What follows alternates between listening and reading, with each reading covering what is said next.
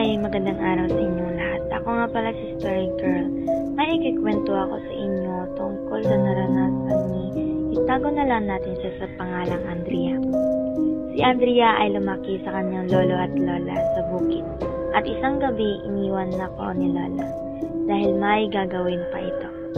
At si lolo naman ay nasa sala nanonood ng TV. Ako naman ay naghuhugas ng pinggan. Gabi na noon, pero may nangyari na hindi ko inaasahan. May biglang dumaan sa likuran ko at tinawag ko si lolo. Sabi ko, "Lolo, may biglang dumaan sa likod ko." Pero hindi naniwala si lolo. Kaya nagpatuloy ako sa ginagawa ko. At nung matutulog na sana ako, nang biglang bumukas ang pinto ng kwarto ko.